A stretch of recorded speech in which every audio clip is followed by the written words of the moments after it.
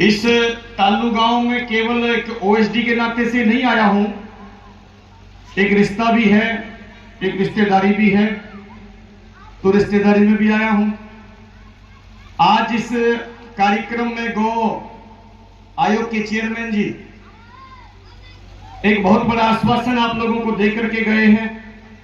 उसी आश्वासन को दोहराने का ही काम करूंगा और ये विश्वास भी दिलाऊंगा कि एक ऐसी व्यवस्था इस हरियाणा प्रदेश के अंदर जो वर्षों से इस प्रदेश के अंदर एक चापलूस लोगों का एक झुंड तैयार करने का काम करती थी, एक ऐसी व्यवस्था थी जो केवल जो पांच तोड़ने वाले को तैयार करने का काम करती थी, जो अपने पीछे याचकों के झुंड देखना चाहती थी, एक ऐसी व्यवस्था जिसके पीछे केवल हाथ जोड़े जाओ, उनके जय बोलते रहो और छोटा मोटा दो बूंद जिंदगी की ये लेते रहो।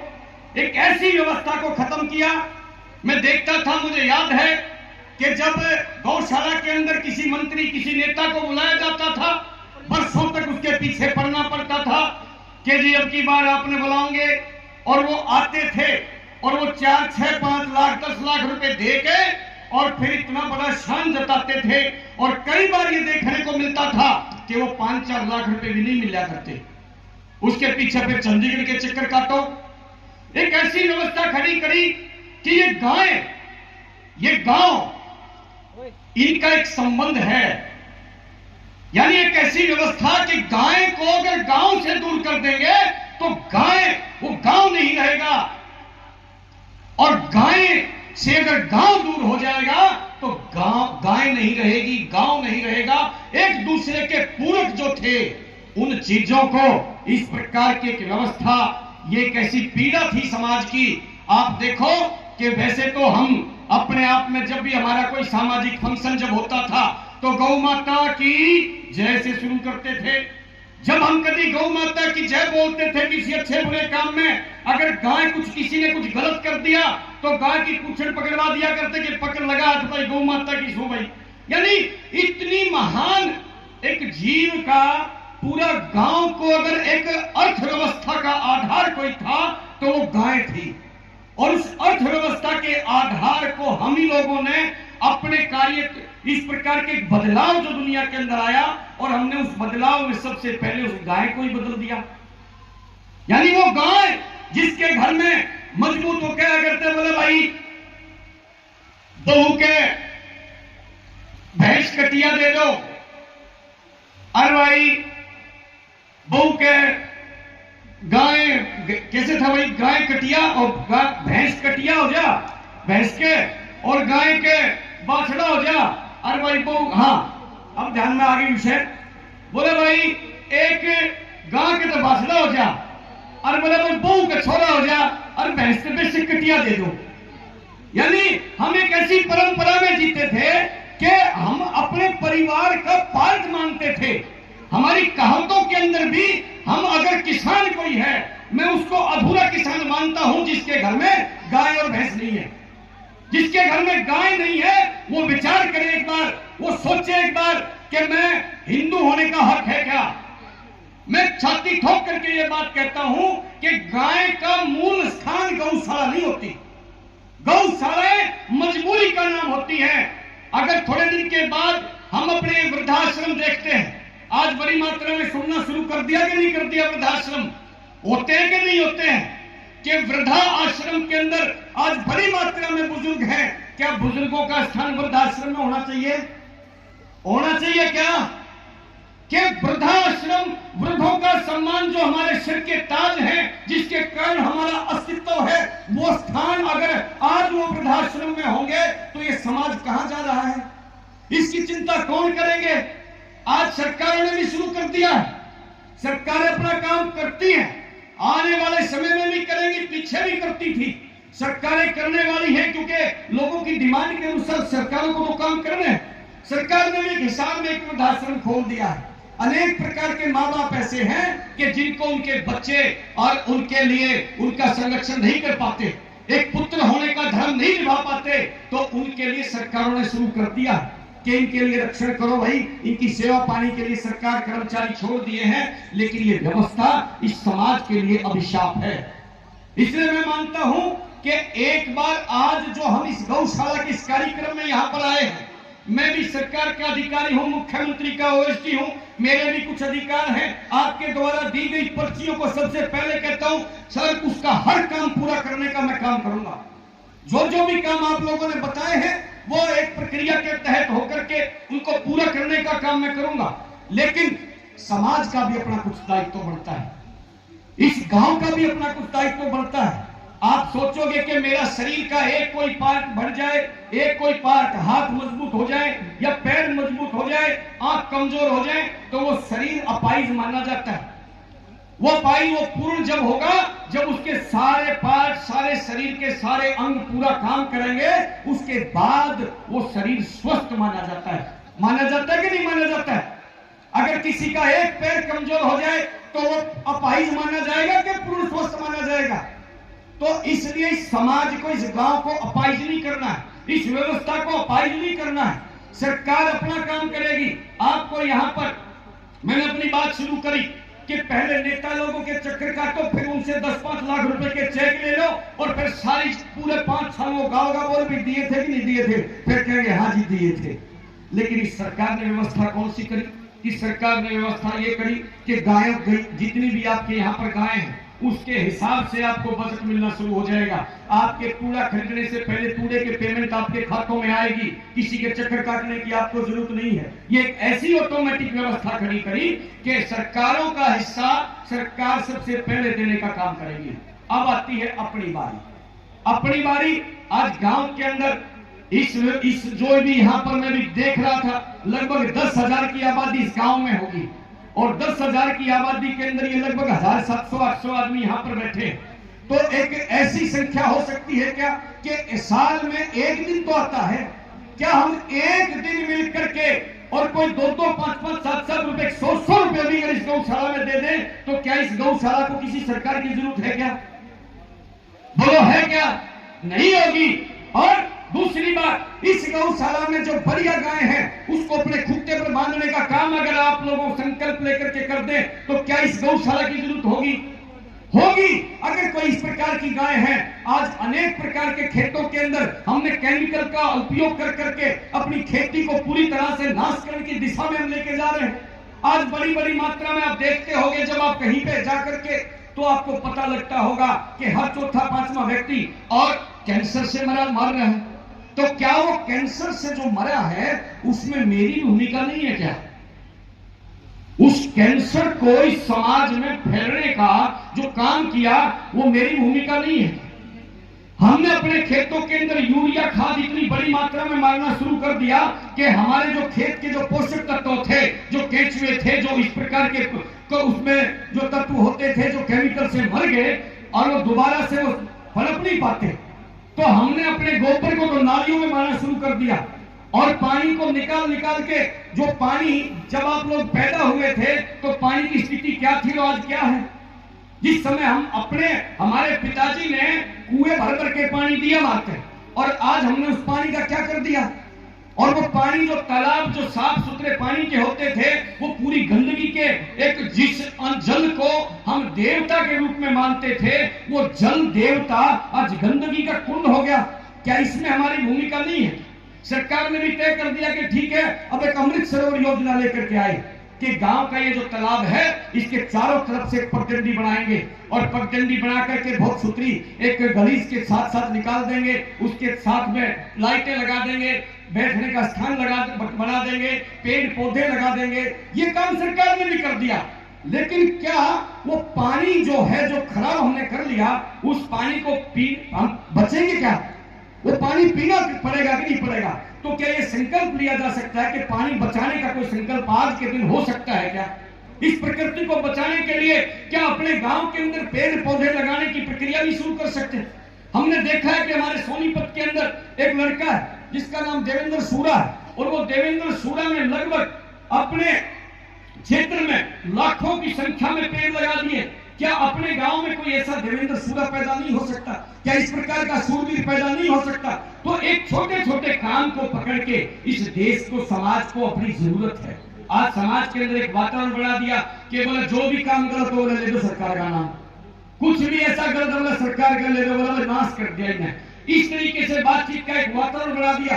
क्या ऐसे अगर परिवार में आ जाओ थोड़ी देर के लिए कि अपने परिवार में अपने बच्चे अपने बाप को ये कहना शुरू कर दे कि बाबू ने मेरे बाबू नाश कर दिया, क्या वो परिवार चल पाएगा? क्या जिसके बालक उसके अपने बाबू को ये कहेंगे, अपने पिताजी को ये कहेंगे कि नाश कर दिया हमारे बाबू ने, नाश कर दिया हमारे दादा ने, तो क्या उस परिवार को अच्छा परिवार कह पाओगे? क्या ठीक है, कुछ चीजें होंगी, हम सरकार चलाते हैं, सरकार चलाते वक्त कोई छोटी मोटी गलतियां भी हमारे से होंगी, तो इसलिए एक निवेदन मैं करता हूं कि जब सरकार चलाते वक्त कोई छोटी मोटी गलतियां हमारे से हो तो हमारे कान में बताओ कि भाई इस काम में ठीक करो। और जब कोई अच्छी बात है तो उसको गांव में बताने से भी क्यों चूकना चाहिए, उसको गांव में बताना चाहिए कोई अच्छी बात है। क्योंकि ये देश, ये समाज, अगर दुनिया के अंदर इस समाज को जिंदा रखना है और इस देश को मजबूत बनाए रखना है तो बिना आपके सहयोग के, और वो सहयोग कौन सा? वो सहयोग ये नहीं कि सारा का सारा काम चंडीगढ़ जाएगा, वो सहयोग ये है कि जहां पर हम हैं वहां अपने देश और समाज की कोई काम अपने जिम्मे में ले सकते हैं। क्या एक दीपक होता है, एक दिया होता है, दिया रात का अंधेरा शुरू हो गया और अंधेरा शुरू होने के बाद उस दिए से कहा कि तू छोटा सा दीवा मैंने इतने बड़े अंधेरे को, इतने जो विशाल रूप में पूरी धरती पे छा चुका है कि तू छोटा सा दीवा मन ने चुनौती देगा।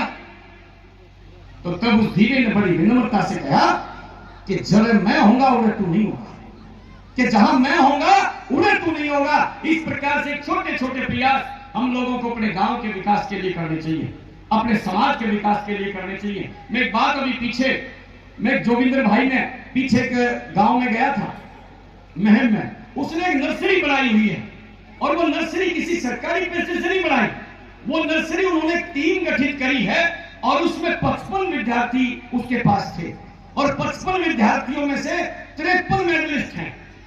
जो 55 बालक हैं उनमें 55 में से 53 मेडलिस्ट हैं और कईयों की तो बड़ी सरकारी जॉब भी लगी है। और उस लड़के ने अपने जीवन का एक मिशन बना के रखा है कि अपने भाइयों नगर में मजबूती से एक दिशा देने का काम जो मेरे पास है वो मैं नहीं करूंगा तो कौन करेगा? आप कभी सोचना कि इस गांव के लिए, समाज के लिए प्रेरणा कौन बनेगा? इस प्रेरणा कौन, यो भाई बनेगा दीपक चिड़िया, या मैं बनूंगा या कोई और बनेगा? मेरे गांव की प्रेरणा मैं स्वयं बनूंगा। इस प्रकार का एक संकल्प लेना चाहिए कि नहीं लेना चाहिए? गीता में भगवान कृष्ण जी ने कहा है 3 अध्याय के 21वें श्लोक में, ये यत् यत् प्रमाणम कुरुते ते यत्, कि जैसे जैसे हमारा आचरण होता है, हमारे जो छोटे बालक हैं, जो हमारे अनुज हैं, वो हमारा अनुसरण करेंगे। इस बात को मानते हैं क्या? आप लोग जैसा अपना आचरण करोगे, आप लोग नशे करोगे तो बालक भी नशे करेंगे, आप लोग और कुछ करोगे ऐसा गलत काम तो वे भी गलत काम करेंगे। मैं एक उदाहरण बताता हूं। चौधरी देवीलाल जी, दो चौधरी, स्वर्गीय चौधरी ओम प्रकाश चौटाला जी पानीपत के गांव सिवा में गए और भाषण दे रहे थे, तो उन्होंने कहा कि जी गांव में एक स्कूल कॉलेज कुछ पढ़ा दो, ऐसी कुछ मांग करी तो मजाक में बात हुई और किसी ने कहा बोला जी इस गांव में जेल बना दो। बोला जेल बना दे? बोला जी एक गांव के सबसे ज्यादा बालक अगर जेल में हैं तो वो पानीपत का सिवा था। अब मैं पूछना चाहता हूं कि वो गए क्यों करने जेल में? वो इसीलिए गए कि यत् यत् आचरति श्रेष्ठ, कि जैसा आचरण श्रेष्ठ जन करेंगे, बड़े करेंगे, वो छोटे लोग उसी का अनुसरण करेंगे। गांव में कोई बदमाश पड़ गया और उस बदमाश का ही आचरण करके और वे लोग आगे अपना उसी प्रकार की दिशा में चल पड़े। कभी किसी के साथ में चले गए होंगे, किसी कांड में फंस गए जेल में, फिर दूसरा फंस गया जेल में, ऐसे करते करते जेल के अंदर जेल भर दी। लेकिन दूसरे उदाहरण और भी इस समाज के अंदर है। दूसरे उदाहरण हमारे यहाँ सोनीपत के अंदर, कथूरा, रिंढाना के अंदर आप देखोगे तो पूरा का पूरा गांव कबड्डी खेलता पाओगे। शाम को इतनी संख्या में तो कबड्डी के ग्राउंड में बालक मिल जाते हैं। एक निजामपुर गांव है बहादुरगढ़ के पास में, उस गांव में गया तो पता लगा एक गांव के बालक, 5 बालक भारत की राष्ट्रीय कबड्डी टीम के अंदर थे। एक ही गांव के 5 बालक भारत की राष्ट्रीय कबड्डी की टीम है और उसका कैप्टन भी उस गांव का था। क्यों था भाई? क्यों था?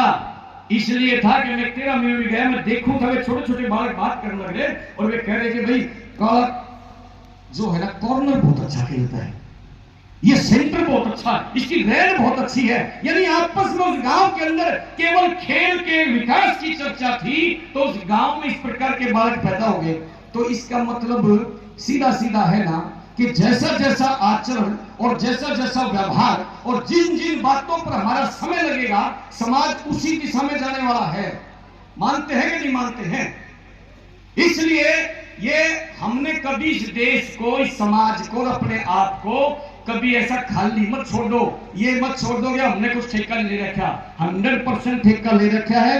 अगर हम ठेका नहीं लेंगे तो आने वाले समय में इसके खामियाजे हमें भुगतने पड़ेंगे। इसलिए मेरा संकल्प इतना है कि समाज के अंदर जिस प्रकार का वातावरण आज पूरे विश्व के अंदर भारत का बना है, उस भारत के विश्व के अंदर बने वातावरण को बनाने का काम हमने करना है। आज समाज के अंदर जातिवाद, समाज के अंदर क्षेत्रवाद, समाज के अंदर भाषा के ऊपर अनेक प्रकार के झगड़े और बातें करने का काम हमारे समाज के अंदर होता है। आज आप देखोगे हमारे पूर्वजों ने पूरे गांव को, एक कितनी जातियां गांव में बसती हैं, अगर हमारे पूर्वज ऐसे ही होते, अविवेकी होते, तो अलग अलग जातियों के गांव बसा देते। अगर सारे समाज में इस प्रकार के जातिगत विद्वेष पैदा करने के कुछ कुचक्कर चलते हैं। मैं बहुत पहले देखता था, सुना मैंने एक जगह कि आने वाले समय में जातियों के झगड़े होंगे।